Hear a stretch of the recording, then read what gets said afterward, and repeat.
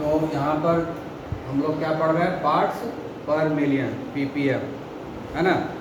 तो ये जो पीपीएम क्या हुआ, पार्ट्स पर मिलियन, मतलब number of parts dissolve in 1 million parts. ठीक है, तो 1 मिलियन कितना होता है, 10⁶ होता है। अब हम लिखेंगे 1 मिलियन लीटर तो हो जाएगा 10⁶ लीटर। अगर हम लिखेंगे 1 मिलियन ml तो हो जाएगा 10⁶ ml। ठीक है, अब लिखेंगे हम लोग 1 मिलियन kg, ठीक है, तो हो जाएगा 10⁶ kg। आई बात सुन रहे हैं, हाँ। अगर हम लिख देंगे 1 मिलियन लीटर तो ये हो जाएगा 10⁶ लीटर। समझ में आ गया, हाँ। ठीक है, अब कह रहा है कि मान लीजिए कि कॉन्टामिनेटेड वाटर है, कॉन्टामिनेटेड वाटर है, कॉन्टामिनेटेड वाटर में पर्टिकुलर केमिकल मान लो कि क्लोरोफॉर्म ही मिला, क्लोरोफॉर्म है 5 ppm। कहेगा कि जो सी वाटर है या जो हमारे घर के आसपास वाटर है उसमें 5 ppm क्लोरोफॉर्म, 5 ppm क्लोरोफॉर्म, मतलब 1 मिलियन पार्ट्स अगर हम लेंगे, 1 मिलियन पार्ट्स अगर वाटर का लेंगे तो उसमें सिर्फ 5 पार्टिकल जो होगा वो होगा क्लोरोफॉर्म, ओनली 5 पार्टिकल। समझ गए, 5 ppm है CHCl3 वाटर में, मान लो इसका मीनिंग क्या हो गया, 5 particles dissolved, 5 particles of CHCl3 dissolved in 10⁶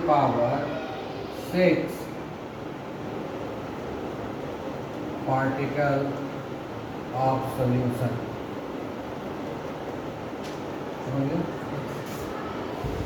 percentage में 100 से लिखते हैं, मिलियन में 10⁶ से लिखते हैं। समझ में आया कि इसका मीनिंग क्या हो गया।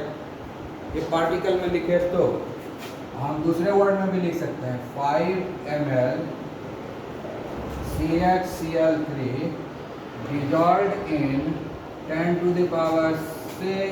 ml solution, है ना। इसको हम कई तरीके से लिख सकते हैं। ठीक है, आई बात समझ में। हम 5 ppm का ही मीनिंग लिख रहे हैं। अगर ppm के बगल में नहीं दिया हुआ है कि पार्टिकल्स में है कि मास में है कि वॉल्यूम में है तो हम कई मीनिंग बना सकते हैं। ठीक है, फिर हम लिख सकते हैं 5 लीटर, है ना, CHCl3 dissolved in 10⁶ litre solution, ये भी मीनिंग है।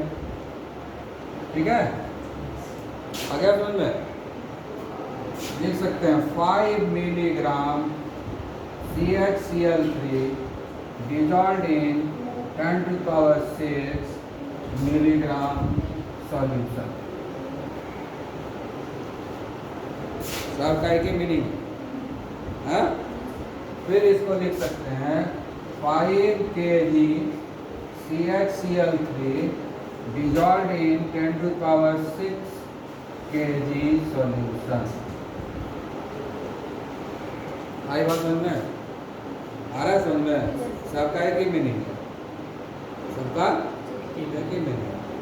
इधर ग्राम लिखे तो उधर भी ग्राम, इधर मिलीग्राम तो उधर भी मिलीग्राम, इधर ml तो उधर भी ml, इधर लीटर तो उधर भी लीटर। आया समझ में, क्लियर हुआ। ठीक है, ये समझ में आ गया कि ppm क्या है। ये भी एक तरीका है कॉन्सेंट्रेशन को एक्सप्रेस करने का, जहाँ पर कि सॉल्यूट का क्वांटिटी बहुत ही कम होता है, जहाँ पर सॉल्यूट का क्वांटिटी रेयर केस में दिखता है ना, रेयरली दिखता है। सॉल्यूट का क्वांटिटी बहुत ही कम है, वहाँ पर ये होता है। जैसे ब्लड में होता है ना, ब्लड में कोई भी माइक्रो न्यूट्रिएंट का क्वांटिटी बहुत कम है, यहाँ भी हम ppm में एक्सप्रेस कर सकते हैं। आया बात समझ में। हमारा जो पानी है जो उसको पीते हैं उसमें कौन सा मिनरल कितना है, कौन सा मिनरल कितना है, उसको भी हम ppm में एक्सप्रेस कर सकते हैं। ठीक है, आगे बात समझ में क्लियर। देखो एनसीईआरटी बुक में क्वेश्चन नंबर 1.17 को देखना है। 1.17 का मतलब चैप्टर नंबर 1 क्वेश्चन नंबर 70 क्या लिखा हुआ है, a sample of drinking water was found to be severely contaminated with chloroform, है ना, CaCl3 supposed to be कार्सिनोजिन मतलब कैंसरस, कार्सिनोजिनस मतलब होता है कैंसरस, मतलब कैंसर होता है। ठीक है, तो क्लोरोफॉर्म से भी कैंसर होता है अगर हम उसको पी जाएंगे तो। ठीक है, the level of contamination was 15 ppm by mass, दे दिया बाय मास, यानी ग्राम में या केजी में किसी में कैलकुलेट कर सकते हैं। ठीक है, उसके बाद बोल रहा है express this in the percentage by mass and second determine the molality of chloroform in the water sample. यही क्वेश्चन है ना, क्वेश्चन मिला लिए सर, एनसीईआरटी बुक में यही क्वेश्चन है। हाँ, इसी को हम लोग सॉल्व करेंगे अब। ठीक है, तो इसको सॉल्व करेंगे तो हमको क्या दिया हुआ है, 15 ppm CHCl3, यही लिखा हुआ है 15 ppm CHCl3, यही है, इसी से कंटामिनेशन है। इसका मीनिंग क्या हो गया, बाय मास बोल रहा है, बाय मास, तो उसको ग्राम में ले सकते हैं हम लोग, तो ग्राम मिलीग्राम में ही कैलकुलेट करते हैं, केजी में करते नहीं है ना, तो हम लोग ग्राम में करेंगे। इसका मीनिंग क्या हो गया, इसका मीनिंग हो गया, मान लेते हैं हम ग्राम में कर रहे हैं, सो 15 milligram CHCl3 is present or dissolved in 10 to the power 6 CHCl3 solution, या सिर्फ सॉल्यूशन लिख सकते हो, है ना। CHCl3 सॉल्यूशन नहीं लिख सकते, वाटर भी लिख सकते हो, क्योंकि तो बहुत ही कम क्वांटिटी है ना। हाँ, सॉल्यूट तो यहाँ बहुत ही कम क्वांटिटी है, तो डायरेक्ट वाटर भी लिख सकते हो। हाँ, 15 milligram CHCl3 are content in this, आ गया समझ में, क्लियर। तो अब हमको परसेंटेज निकालना होगा, तो किसमें निकालेंगे, 100 में, ठीक है ना। हाँ, तो 100 में निकालेंगे तो कितना होगा, 10 to the power 6 upon 15 into 100। ठीक है, इतना ग्राम मिलीग्राम लेना उधर, इधर भी मिलीग्राम लेंगे, इधर ग्राम ले लेंगे, उधर भी ग्राम लेंगे।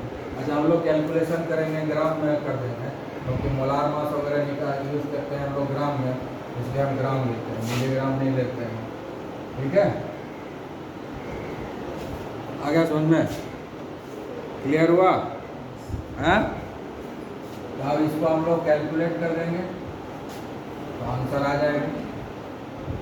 ठीक है, यहाँ 15 है, ये क्या हो जाएगा, 1 into 1/15 into 10 to the power 8 हो जाएगा।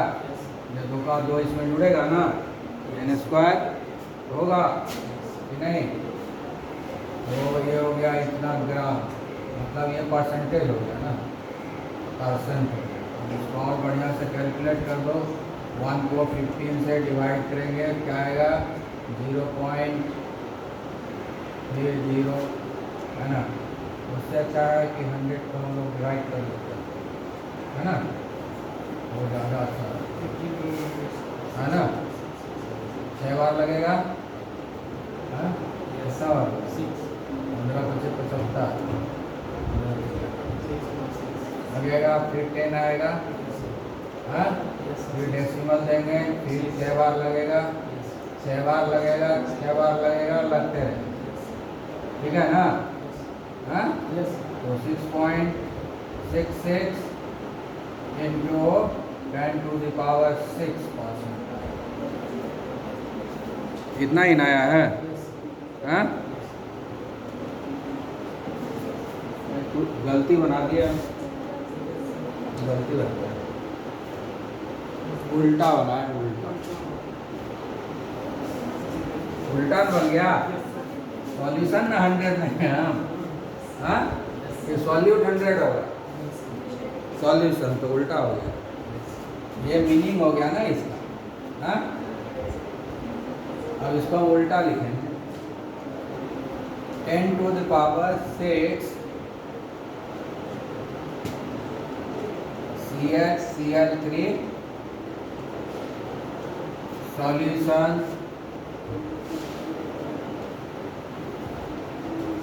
is contaminated या यहाँ लिख सकते हो 10 पावर 6 वाटर भी लिख सकते हो, 10 पावर 6 ग्राम ले लो, 10 पावर 6 ग्राम, ठीक है। कंटेमिनेटेड विथ 15 ग्राम CH ठीक है। आगे आओ समझ में। Therefore 100 gram CH3 solution or water is contaminated with 15 upon 10 to the power 6 into 100, ठीक है। हो जाएगा 15 upon 10 to the power 4%, सही ना होगा। उसके बाद निकाल लो, 1/10 से इसको भाग दे दो, हो जाएगा 15/10 इंटू 10 to the power 3 लिख सकते हैं ना। इसको इससे भाग दे दोगे तो 1.5 हो जाएगा, और ये ऊपर जाएगा तो माइनस में पावर हो जाएगा, ये हो गया परसेंटेज। अब बगल में लिख देंगे बाय मास। तो इसमें जो फर्स्ट पार्ट है क्वेश्चन का वो आंसर हो गया, क्या आया, 1.5 इंटू 10 to the power -3%, इतना ही ना आया, समझ में आ गया। परसेंटेज कॉम्पोजिशन, ठीक है। अब परसेंटेज कॉम्पोजिशन आ गया, अब हम लोग क्या करेंगे, सेकंड पार्ट क्या है, मोलालिटी निकालना है, ठीक है। अब है कि पीपीएम जहाँ भी यूज होता है, जहाँ पर बहुत कम क्वांटिटी में सॉल्यूट है, नेग्लिजिबल नहीं भी मान सकते, कभी कभी तो हमको पता भी नहीं चलता है। अगर नया नया रिसर्चर रहेगा वो खोज भी नहीं पाएगा कि उसमें क्लोरोफॉर्म है भी नहीं, है ना, है। तो इसलिए हम लोग यहाँ पर क्या करते हैं, सॉल्यूशन का जो अमाउंट, जो सॉल्वेंट है उतना ही हम सॉल्यूशन मानते हैं, समझ गया ना। क्योंकि नेग्लिजिबल अमाउंट में सॉल्यूट है यहाँ पर, तो जो अमाउंट ऑफ सॉल्वेंट होता है वही अमाउंट ऑफ सॉल्यूशन होता है। सॉल्यूट के मास को हम नेग्लेक्ट कर देते हैं क्योंकि बहुत ही कम होता है, समझ गए ना।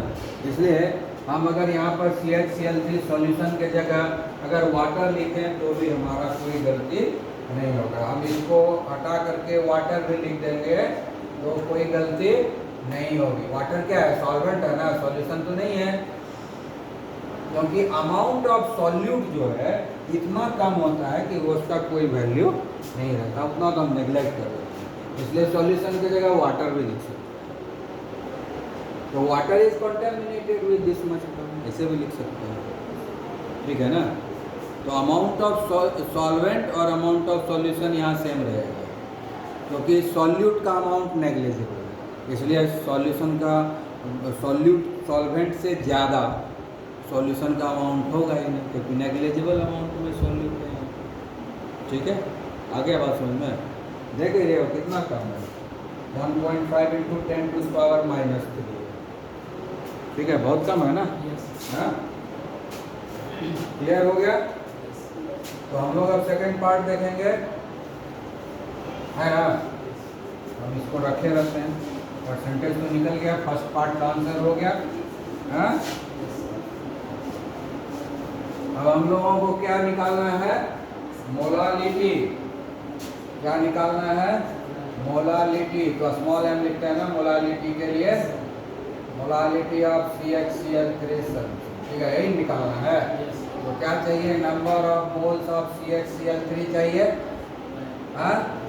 उसके बाद मास चाहिए, मास ऑफ द सॉल्वेंट, हाँ, इनटू 1000। ये ग्राम में होना चाहिए, ये ग्राम में होना चाहिए ना। अब मोलालिटी का क्या डेफिनेशन है, पर केजी ऑफ द सॉल्वेंट ना, पर केजी ऑफ द सॉल्वेंट। हम लोग 1 kg में कैलकुलेट करेंगे, हम लोग 1 kg में कैलकुलेट करेंगे तभी ना मिलेगा, हाँ। तो पहले हम लोग कैलकुलेशन हम लोग कर लेते हैं, पहले number of moles of CHCl3, ठीक है। तो पहले निकाल तो लें कि कितना है CHCl3 हमारे पास। अब देखो ये जो कितना परसेंटेज बाय मास आ गया, हाँ, बाय मास ही ना आ गया, इतना सॉल्यूट है, इतना ही परसेंटेज है, तो इतना जो है ग्राम जो है 100 ग्राम में रहेगा, यानी 100 ग्राम सॉल्यूशन में इतना ही रहेगा ना। हम 1 लीटर में देखेंगे, 1000 में देखेंगे, ठीक है। तो इससे हमको क्या इंफॉर्मेशन मिल रहा है, इससे 100 ग्राम वाटर, ठीक है, 100 ग्राम वाटर, आई बात समझ में, कंटेंस कितना 1.5 इंटू 10⁻³ ग्राम CHCl3, यही ना है। 100 ग्राम में इतना ही ना है। इस परसेंटेज का मीनिंग क्या हुआ, परसेंटेज का मीनिंग क्या हुआ, यही हुआ कि 100 ग्राम सॉल्यूशन में इतना सॉल्यूट है। और हम बता चुके हैं कि अमाउंट ऑफ सॉल्यूट इतना कम है कि अमाउंट ऑफ सॉल्यूशन को हम अमाउंट ऑफ सॉल्वेंट मानेंगे, ठीक है। इसलिए यहाँ पर हम अलग से, जैसे कल बताए थे, तो अमाउंट ऑफ सॉल्वेंट अलग से कैलकुलेट किए थे ना, है। या PPM वाला केस में अमाउंट ऑफ सॉल्वेंट का भी कैलकुलेट नहीं करेंगे, क्योंकि जितना सॉल्यूशन है उतना ही सॉल्वेंट है, जितना सॉल्वेंट है उतना ही सॉल्यूशन है। आगे बात समझ में, पॉइंट में सॉल्व रहता है, पॉइंट में 0.0000 बहुत रहता है, ये नेग्लेजिबल अमाउंट है, नहीं भी कंसिडर है कोई बात नहीं है। इसलिए हम लोग कंसिडर ही नहीं करते हैं कि उसमें कुछ भुला हुआ है। इसलिए सॉल्वेंट का अमाउंट और सॉल्यूशन का अमाउंट सेम होता है, सॉल्यूशन का वेट सॉल्वेंट का वेट सेम होता है। इसलिए यहाँ पर घबराना नहीं है कि कल हम लोग जो है मोलालिटी जब बना रहे थे उसमें हम लोग निकाले थे नंबर ऑफ, है ना, अमाउंट ऑफ सॉल्वेंट निकाले थे ना, सॉल्यूट को माइनस करके निकाले थे कल, आज नहीं निकाल रहे हैं। जबकि ज़रूरत आज भी अमाउंट ऑफ सॉल्वेंट ही ना है यहाँ पर, तो निकाल नहीं रहे हैं। क्यों नहीं निकाल रहे हैं, क्योंकि सॉल्यूट नेग्लिजिबल होगा, याद रखो, सॉल्यूट नेग्लिजिबल अमाउंट में है, क्लियर। इसलिए हमको निकालने की कोई ज़रूरत नहीं पड़ेगी, जितना सॉल्वेंट है उतना ही सॉल्यूशन है, जितना सॉल्यूशन है उतना ही सॉल्वेंट है। इसलिए हम यहाँ पर लिख दें वाटर लिखें या सॉल्यूशन लिखे बाद, ठीक है। तो देयरफॉर 1000 ग्राम, क्यों 1000 ग्राम लिए, क्योंकि हमको मोलालिटी कैलकुलेट करना है। तो 1 kg में ना नंबर ऑफ मोल्स देखते हैं, कहीं 1000 ग्राम दिया हुआ क्वेश्चन में नहीं है, हम अपने मन से ले रहे हैं। क्यों ले रहे हैं, क्योंकि हमको मोलालिटी कैलकुलेट करना है। मोलालिटी कैलकुलेट होता है पर kg, यानी 1 kg में कितना डिजॉल्व है, इसीलिए हम 1000 ग्राम में निकाल रहे हैं। सही बात समझ में, हाँ। 1000 ग्राम और 1 kg दो लिखना लिख सकते हो, ठीक है। Water contains 1.5 into 10⁻³ upon 100 into 1000, ठीक है। 2 0 गया, 1 0 बचा, बन गया, इसका 1 गायब हो जाएगा। 1.5 इंटू 10⁻² ग्राम CHCl, यही हो गया। आगे बात समझ में, अब हमको मोलालिटी निकालना, अब मोलालिटी निकालना, सारा वैल्यू पुट करेंगे, इसका नंबर ऑफ मोल्स अब निकालना होगा पहले, हाँ। तो तो मास ऑफ CH_Cl3 कितना हो गया हमारे पास 1.5 इंटू 10⁻²। ठीक है, तो number of moles of CH_Cl3, ठीक है ना, इतना का ही निकालेंगे। 1 kg में जितना डिजॉल्व रहेगा CH_Cl3 उतना का ही ना नंबर ऑफ मोल्स निकालेंगे, क्योंकि पर kg कैलकुलेट होता है। ठीक है ना, तो ये हो जाएगा 1.5 इंटू 10⁻²। और नीचे हो गया इसका मोलार मास, कार्बन का 12 हो गया, हाइड्रोजन का 1 हो गया, और क्लोरीन का 35.5 इंटू 3, कितना मोल हो गया। हाँ, यहाँ कैलकुलेट किया है क्या, 119 1.5 इंटू 10⁻², नीचे हो जाएगा 119.5। ठीक है, इसको जब हम लोग कैलकुलेट करेंगे पूरा,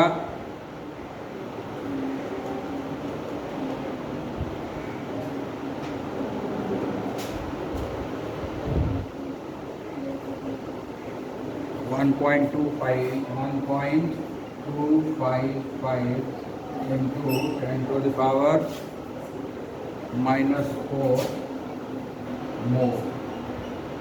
ठीक है, आई बात समझ में, 10⁻⁻⁴ मोल। नंबर ऑफ मोल्स पता चल गया है ना। और हमारे पास और क्या है, वेट ऑफ सॉल्वेंट।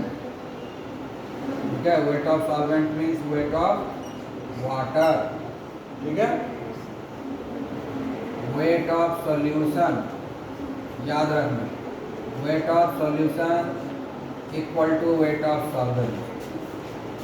इस केस में खाली ppm वाला केस, बाकी जगह नहीं होता है ऐसा, सिर्फ ppm वाले केस में याद रखना है कि weight of solution equal to weight of solvent, और सॉल्वेंट हमारा यहाँ क्या है,